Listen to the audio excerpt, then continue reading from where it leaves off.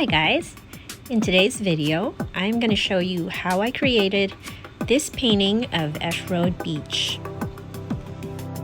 I'm actually creating this painting on some highly textured, beautiful handmade paper. So first thing you got to do is to mount your paper onto a board, a sturdy board, so that it doesn't buckle once you start painting.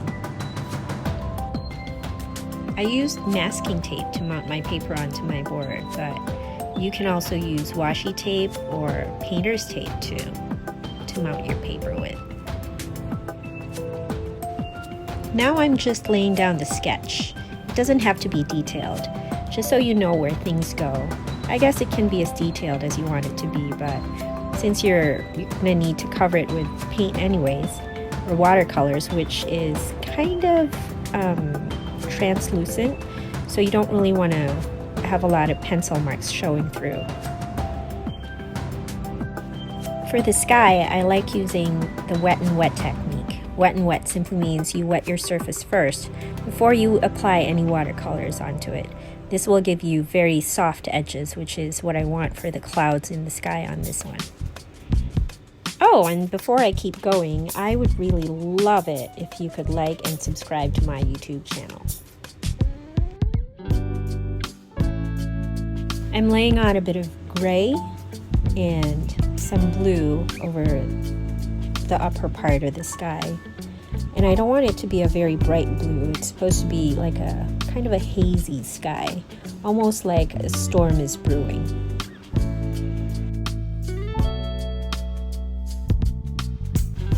I'm painting directly onto dry paper for the water. Watercolor, you don't really paint using the white watercolor paint because it just doesn't work as well. So what you need to do if you want to keep some parts white is to protect them. That means you have to avoid painting over them. There are several different ways that you can do this, but one of the ways is to just avoid painting over them and not touching them with your brush. Another way to do it is by using masking fluid, which I didn't really want to do with this painting. I honestly don't use masking fluid all that much. I don't like the extra step of having to rub it off, but that's one thing that you can do. Also, because I'm using handmade paper, I'm not really sure if it can withstand the rubbing if I used masking fluid and then I had to rub it off after. I'm not sure exactly how it would react. This paper would react to the masking fluid getting rubbed off its surface. I am really enjoying the texture of this paper though. It gives a nice variation to the waves so that I don't really have to try too hard to make it look more organic, if you know what I mean.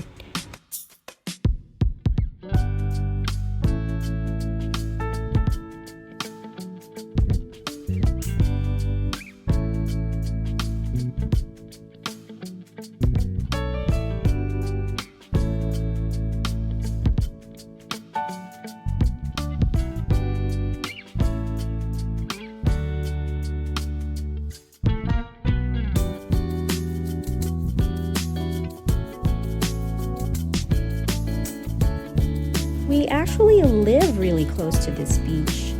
We live in Interlaken, which is just outside of Traverse City, and we have access to a lot of beaches that are within an hour or less of a drive from here.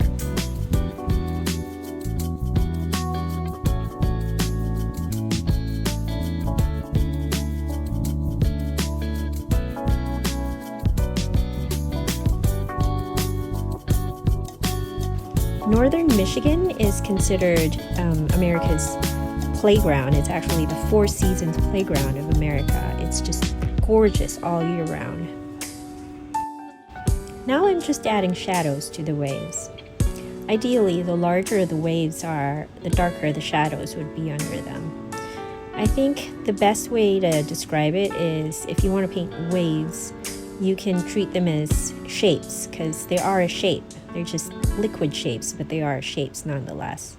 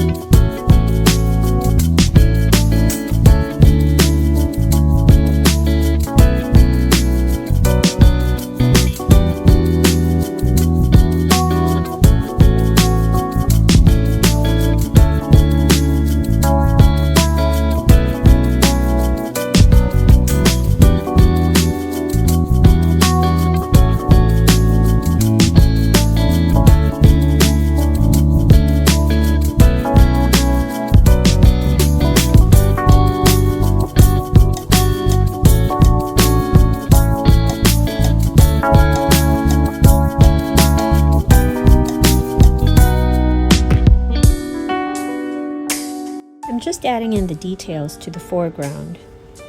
This will give it more depth.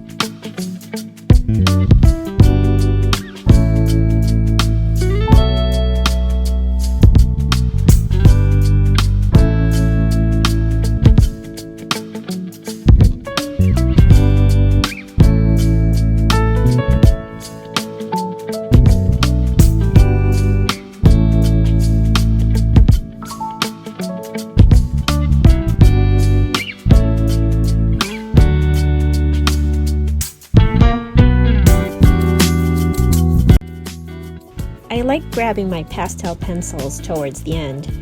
This is so I could add a little bit more texture to my painting, but I found that in this case this wasn't really necessary because the paper was very textured already. So I eventually stopped because it wasn't really adding much more to it. And now to my favorite part, carefully ripping off the masking tape to reveal that nice, neat border. I hope you enjoyed watching this video, and I hope you join me again next time for more fun tutorials. Maybe I'll try a different medium in the future. We'll see. Bye!